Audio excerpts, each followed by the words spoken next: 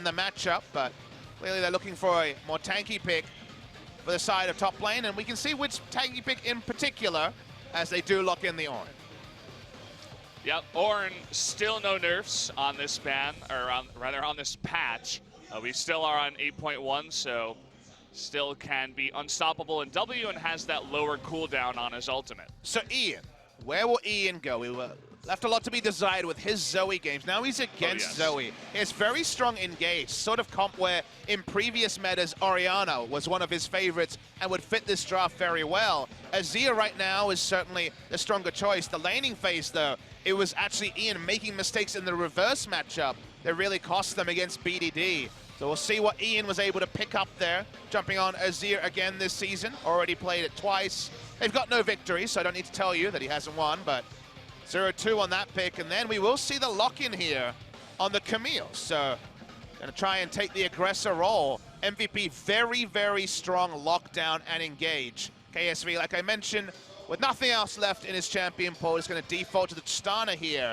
More aggressive initiation draft from KSV. This reads like the team sat down, watched the VOD review, particularly of Game 1 against Konglu Monster, where they took scaling low engage and got smashed in the early game, and they're gonna show us something different. This is the sort of draft where the world champions are saying, we've got initiation, we've got high tier picks, we wanna flex on a team we believe we can beat. Let's see if they can actually make the mindset shift, because it has been slow and steady at every moment for KSV in 2018.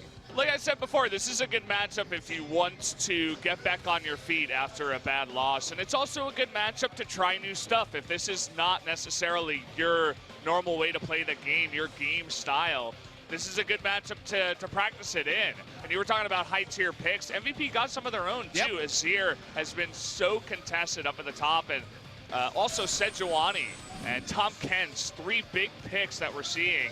Avaris as well in the 80 carry role. They desperately need to make one of these picks stand out and actually force targeted bans in future games. That's kind of what they need to do here. Obviously, a game win is also something they're going for, but any level towards that, any advancement on their current status of just being our cellar dwellers would be a step forward for MVP. So like you say, nice draft on paper.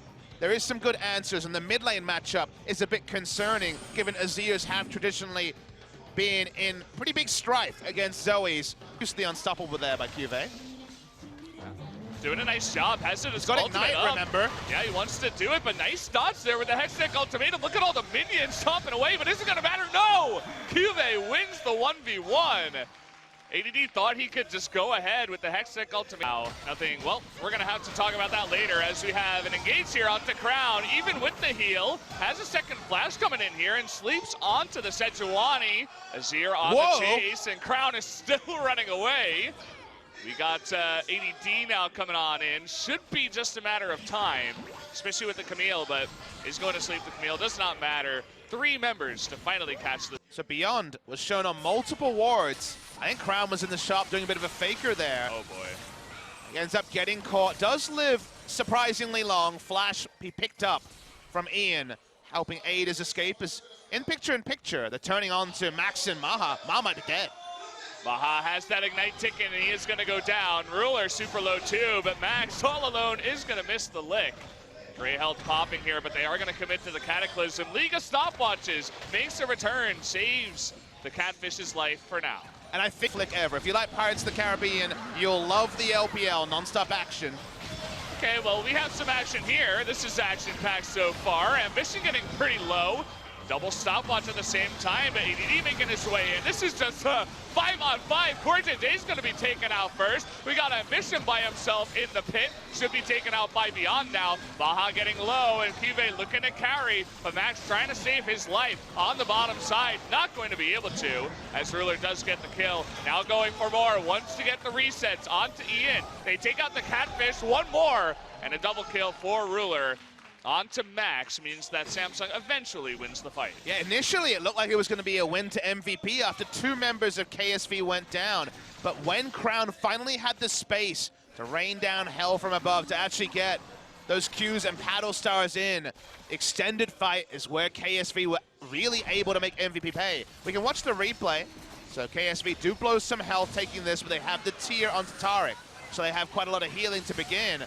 MVP use their long cooldown ultimates. They get the picks with focus fire, but they spend a lot of time and consider who they kill. They kill Core JJ, and then they kill Ambition. Those are the first two to go down from MVP. All the threats are still alive, and the front line from MVP no longer has a lot of health. Camille zones herself away. Camille was needed to actually put threat onto Ruler. The only person with a health bar or a mana bar that could actually stop Ruler and also Crown from fighting was the Camille, but Camille was out of position and couldn't actually help them. That's Free of the game, so you know that KSV is going to be looking for that. We haven't engaged here as Beyond is making his way up top. He's going to flash that ultimate easily, but a flash in from Beyond. They are diving this. They want it. Another stun coming on in. Beyond is so tanky that he can tank this turret forever. Look at ADD getting low. Beyond finally taking some damage, but either way, is going to be the 2v1 dive up in the top lane, a successful kill. You don't need a stopwatch when you're that damn tanky. Double Ruby Crystal and a damn Kindle Gem in the inventory on top of the Cinderhawk. Amusingly tanky at this point. Basically had a budget Warmox going on with his item build, so nice tanking there. The reason why they were so hard on it is they have the Rift Herald, trying to make it 2 turrets in the top side as the Camille pushes in. With a super aggressive mindset in this game, Rocket jumping in multiple times. We watch some double lift odds, it feels like, with this level of aggression on Tristana. Minion wave getting cleared. Turret very low here. I want the first mid lane turret of the game not to be for the side of KSV. It's funny to see KSV getting so frisky with their fights. You know, they draft this aggressive composition and they're just going head to head with MVP. But so far, MVP has been holding their own. They're not too far behind. They're looking to get aggressive themselves. Crown might be in a lot of trouble here. 3-on-1 at the moment. Core JJ just hit a nice dazzle, trying to save his life, but that's done. It's going to be enough. They get Crown. Meanwhile, Ruler is pushing in the mid lane, so they trade a kill for a turret. Yeah, Crown will be frustrated because they had a lot of vision around that side of the jungle, but the Abyssal Voyage cheated past most of it. Crown will wonder how this happened. Punished with a turret, but that was already very low in the mid side, and Tristan not going to get more. It is a mindset jump, and the person who I'm most happy to see adjust their mindset is Ruler. Ruler, to me, is the one I'm happiest to see playing aggressive, because you and I have talked about it, trying to bait the Baron. Okay, he's gonna run straight into it.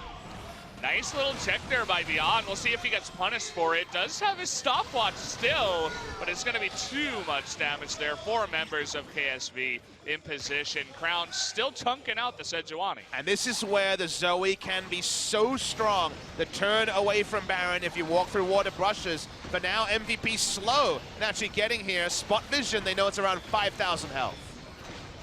We have a fight in the bottom lane too. Kive should be able to win that. He does get the kill. In doing so, showing the aggression we wanted to see from them. Now the turn. ADD once again just being chunked out. He's fighting his own fight up at the top side. He's gonna get knocked out by the Yorn once again. Ian in the front is just tanking the Tristana shots. Ruler there goes the in. second one. Once a third one will get Ian. He's jumping forward. He's beyond all of these other MVP members. He keeps jumping ahead of them. This is hilarious. That's going to be the ace and potentially the game here. 40 minutes, or rather 40 seconds on the death timers, and they're going for it. Ruler is Super Mario, Goomba stomping one member of MVP after the other. Like you say, in one Baron buff push, they're able to end the game, and KSV is fighting a fight against time. They want to be out of here as fast as possible. That they will. A very quick game number 1. We'll go over to KSV. 28 minutes, 24 seconds will be the end here. Ruler popping off, quite literally, on his Tristana. And, you know, we sat there and had those criticisms about KSV. The slow games, the passivity against Kongdu Monster. You know, watching Kongdu play this heavy initiation aggressive comp, and KSV feeling powerless, largely feeling powerless against a Freak of Freaks last week as well. The coaching staff clearly agreed.